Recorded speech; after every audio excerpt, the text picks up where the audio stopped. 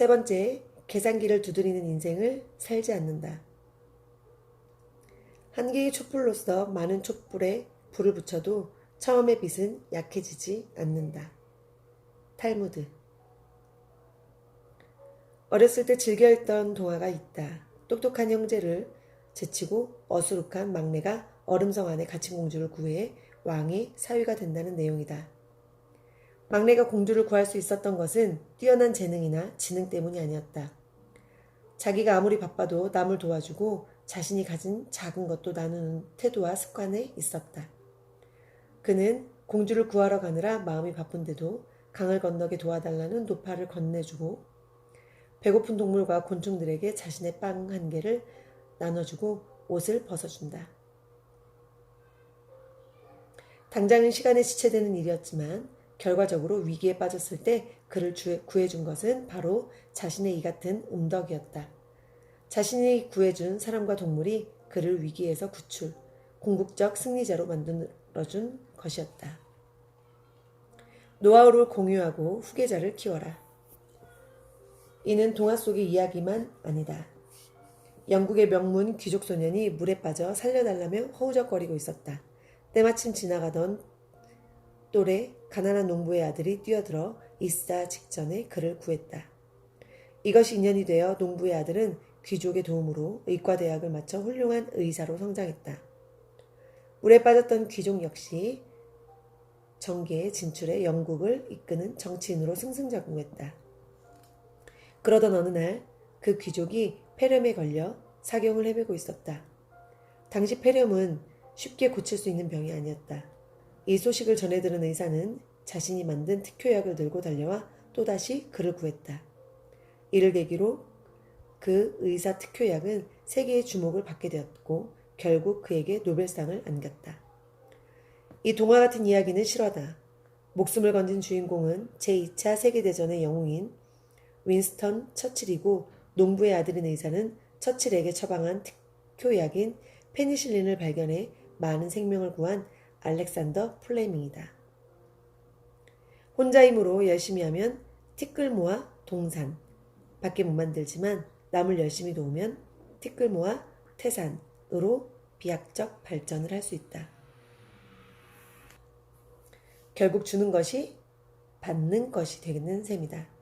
예전에 TV에 모 고추장 CF에 떡볶이집 할머니가 나와 우리 집 떡볶이 비밀은 며느리에게도 안 알려져 하는 카피가 유행한 적이 있다. 말하자면 고려청자의 비밀을 아들에게도 알려주지 않았다는 컨셉트다. 하지만 그것은 구멍가게 규모로 일할 때의 이야기다. 좀 더 크게 성장하고 싶다면 물건을 팔 게 아니라 시스템을 팔아야 한다. 그러기 위해선 노하우를 감출 게 아니라 나눠야 한다. 사람들과 사람, 시간, 돈을 많이 나눌수록 자기에게 돌아오는 보답은 크게 되어 있다. 오죽하면 낯선 위를 위해 시간, 돈, 보금자리를 내어주는 것은 신으로 하여금 자신에게 빚을 지게 하는 것과 같다는 말이 있겠는가? 서기를 꿈꾸던 시골 촌놈에서 오늘날 글로벌 CEO에 오른 이채우 G코리아 회장은 조직은 상하관계에 찬물을 끼얹지 않은 열정적 인재를 요구한다고 강조한다. 상하에 찬물을 끼얹는 이유는 여러 가지가 있지만 파고들어가면 욕심 때문이다. 욕심이란 것은 물질뿐만 아니라 정보 지식의 독점욕도 포함한다. 특히 어려서부터 경쟁의 원리가 지배하는 우리 교육의 특성상 국내에 실력 있는 인재들일수록 없애기 쉽지 않은 독소가 바로 팀워크 정신의 부재다. 이채욱 회장 스스로 실천해왔고 그가 회사에서 직원들에게 강조하는 것이 정보 공유다. G는 절대적으로 조직이 정보를 공유할 것을 강조하고 있습니다. 회사 기물이 공유, 재산이듯 정보 또한 공유의 차원이죠. 자기의 숙련된 노하우를 나눠주고 자신의 후계자를 양성하는 것은 시혜가 아니라 의무에 속합니다. 잘났다는 것의 진정한 의미는 독불장군이 아니라 남도 자기 수준으로 끌어올릴 능력이 됨을 의미합니다. 나눔이야말로 인생의 티핑 포인트. 밑에서 올라오는 싹을 경계해서 뽑아내도 시원치 않을 판에 양성하라는 게 우리 정서에 맞지 않게 생각될 수 있다. 하지만 이 회장은 자신이 승진하기 위해서라도 능력 있는 후배를 적극 양성할 필요가 있다고 말한다. 후계자는 함께 경기를 뛰어주는 동반자와 같다는 것. 뒤에서 쫓아오는 이가 있는데 가만히 있을 일 없고 자신도 더 열심히 뛰어야 한다는 이야기다. 저는 사람, 지식 모두 나누면 나눌수록 풍부해진다고 생각합니다. 여러 사람에게 전파하면 전파할수록 그 효과는 눈덩이처럼 커지고 나에게도 우리 기업에게도 이득이 되죠. 우리도 또 준 만큼 다른 이에게 배울 수 있으니까요. GEE, 식스 시그마 이론을 아낌없이 국내 기업들에게 전수하는 것도 바로 이 같은 생각 때문입니다. 이처럼 나눔이야말로 인생 티핑 포인트를 만드는 비장무기란 내가 CEO들을 보며 느낀 것이다. 최고의 경영은 바로 자기 경영이다. 나눔이란 자기를 조절하고 남에게 베풀 줄 아는 능력이기 때문이다. 나중에 여유있게 되면 베풀거나 누리겠다는 등 계획으로 그치는 사람들은 많지만 정작 실행하는 이는 드물다. 나중에 라고 말하면 이미 늦다. 지금 당장 베풀어야 한다. 진정한 성공은 계산기를 두드리는 데 있지 않다. 내 잔이 넘치도록 역량을 기우고 남과 나눌 때 그 이상으로 돌아온다. 정보고 지식이고 아까워하지 말고 주의야 나누는 것이 CEO들의 공통점이었다. 요컨대 타인에 대한 배려와 공유 마인드를 쓰면 고갈되는 광맥이 아니라 베풀수록 풍부해지는 수맥인 것이다. 단 명심할 것은 다른 수맥을 찾아 나서는 노력을 하든 깊이 수맥을 파든 끊임없이 자신의 역량 강화에 대한 노력을 기울였다는 점이다. 그 같은 노력을 기울이는 게 너무 피곤하니까 그냥 지금대로 있으면서 정보와 지식을 독점한 채로 우월적 지위를 누리고 싶다고 생각할 수도 있다. 하지만 성공한 이들은 요즘 같은 변화의 시대에 그래봤자 화폐 개혁당한 헌돈밖에 안 된다는 것을 본능적으로 깨닫고 있었다. 움켜쥐지 못할 바엔 의심을 얻는 게 낫지 않은가? 그러다 나만 손해보지는 않을까? 이들에게 지식과 정보의 공유와 나눔은 앞선 자의 선행행위란 의미라기보다는 역량 투자와 개발의 의미가 강했다. 자신의 역량을 강화하기 위한 체질적 성격도 있기 때문이다. 앉아서 다 주워버리는 것이 아니라 주고 나서 얼른 앞으로 달려나가자는 전진적 마인드이기 때문이다. 이 같은 공유를 강조하자. 이채욱 GE코리아 회장에게 한 직원이 다 줘버리고 나면 나에게 뭐가 남나요? 라고 질문했다고 한다. 이후 회장의 답변은 이랬다. 자네 평생 과장만 할 것인가? 그렇다. 과장때 지식은 후임 과장이 될 사람에게 물려주고 다음 자리를 준비한다는 것. 말인즉슨 옳지 않은가? 네 번째, 새로운 것을 겁내지 않는다. 기업가는 남들이 보지 못하는 기회를 보며 새로운 것에 대한 두려움을 극복한다. 프랑코 바이스, 스위스의 기업가. CEO 대상의 AMP, 최고 경영자 과정, 수업을 취재한 적이 있다.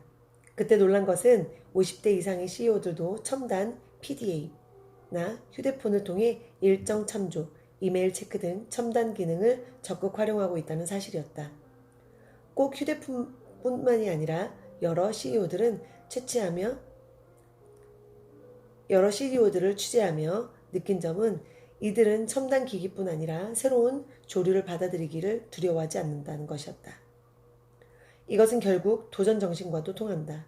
알다시피 성공을 거둔 CEO들은 뛰어난 커뮤니케이터들이다.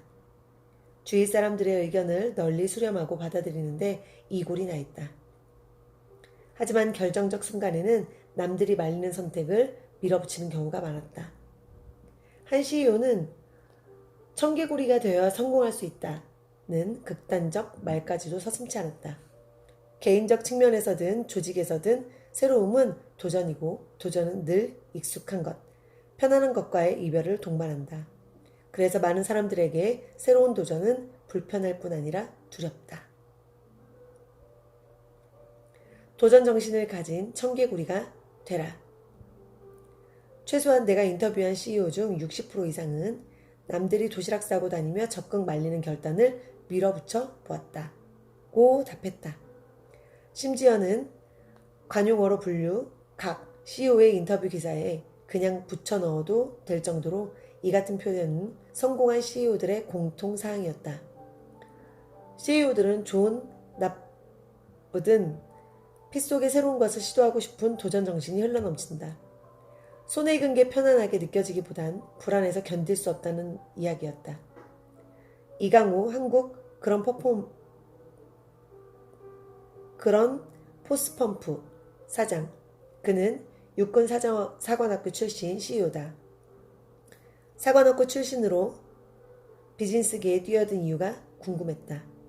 평생 동서 155마일, 남북 500km 이내에서 동기들과 경쟁하느니 세계를 무대로 경쟁해보겠다는 생각이 그를 군대 밖으로 뛰쳐나오도록 부추겼다는 대답이었다. 그는 나는 선택은 매번 쌓아온 경력을 지우고 다시 시작하는 것이었다. 며 당연히 성공 확률보다 실패 확률이 높았다고 말한다. 주변 사람들이 늘 자신의 선택을 말렸지만 선택의 갈림길에서 판단의 잣대로 작용한 것은 당장의 편안함보다는 자신의 브랜드 가치를 높일 수 있는 방향을 선택해야 한다는 신념이었다. 그래서 이들은 잘 나가는 직장을 그만두고 새로운 일을 시작하는가 하면 주변 사람들이 모두 말리는 새 사업을 벌이는 등 청개구리가 되기를 선택했다. 개구리 이야기가 나온 김에 또 다른 개구리 이야기를 하나 더 해보자. 미지근한 물에 점차 삶겨 죽어가는 개구리가 있다. 냄비 속 물에 개구리를 넣어두고 서서히 가열하면 튀어나올 수 있는데도 그 미지근함에 젖어나오지 않고 결국 삼겨 죽는다는 이야기다. 현재의 생활의 안주, 혁신을 꾀하지 않는 생활도 마찬가지이다. 안정된 생활에 길들여지다 보면 뛰쳐나오기가 힘들다. 성공한 CEO들은 잘 나갈 때 새로운 베팅을 시도, 자신의 역량을 강화해왔다. 남들이 박수칠 때 그때가 바로 자신이 새로운 도전을 해야 할 때임을 본능적으로 깨우친 이들이다. 이들은 인생의 변곡점에서 안주하기보다는 과감하게 새 투자에 나섰다. 어느 정도 꼭대기에 올라가 편히 쉴 수 있는데도 다시 새로운 도전을 시도한 것. 이것이 CEO들의 공통점이다. 인생에는 티핑 포인트나 터닝 포인트가 있다. 티핑 포인트는 양적 축적을 통해 질적 변환을 초래하는 마법의 순간이다. 말하자면 티끌모아 동산이 되는 순간이다. 이에 반해 터닝 포인트는 한 박자 쉬고 생각의 방향을 바꿔 새로운 동산을 만드는 극적 변화다. 티핑 포인트, 터닝 포인트, 티핑 포인트, 터닝 포인트를 반복하면서 이들은 자신의 역량을 강화한다. 이길 수 있는 게임 대 이길 것 같은 게임. 문상주 고려학원 이사장. 1970년대에는 검정고시 교육의 대부였고 현재는 우리나라 최고의 오프라인 학원 사업가로 꼽히는 인물이다. 그의 집무실은 용산 숙대 입구역에 있다. 시내 중심에 세워진 15층 높이의 건물 로열층에 그의 집무실이 위치하고 있었는데 통유리창 너머로 보이는 남산의 전망이 시원했다. 장시간의 인터뷰 뒤 그가 특유의 전라도 억양으로 내게 물었다. 기자 양반, 나같이 별난 삶을 산 사람 인터뷰해 본 적 있소? 보통 사람과 달리 별나셨으니 성공하신 것이지요. 같으셨다면 그 자리에 오를 수 있었겠습니까? 성공 요소 중 남과 다름이 있어야 하는 것 아닌가요? 나의 응수에 맞장구를 치듯 스스로 생각해도 별난 삶을 살았다는 그의 이야기가 이어졌다. 학원 경영으로 사회교육 사업에 뛰어든 본격적 계기는 1981년 당시 국내 최고의 입시 학원이었던 제1학원을 인수한 것이지요. 모두 나더러 미친 짓이라고 말하더군요.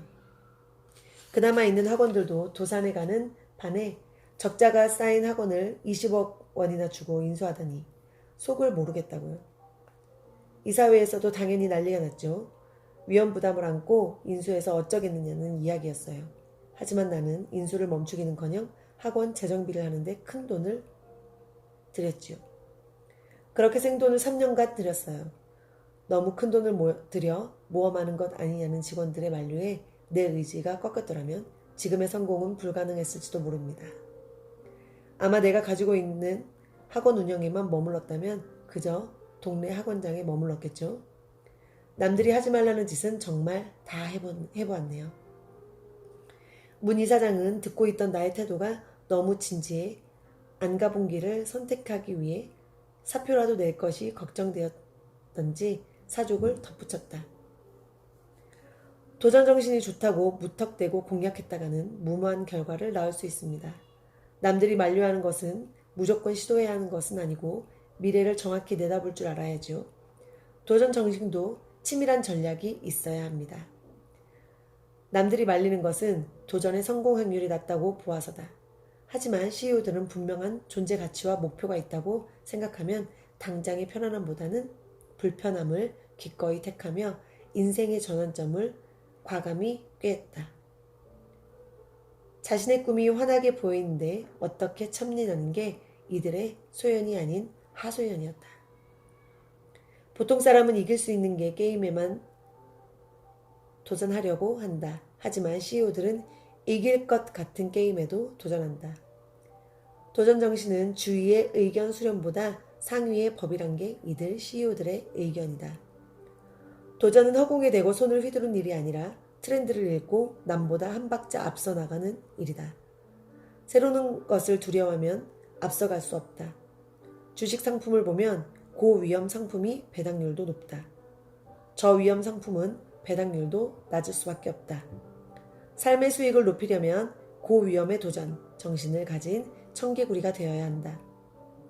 다만 엇박자가 아니라 한 박자 앞서가는 사람이 되어야만 성공 가능성이 높다.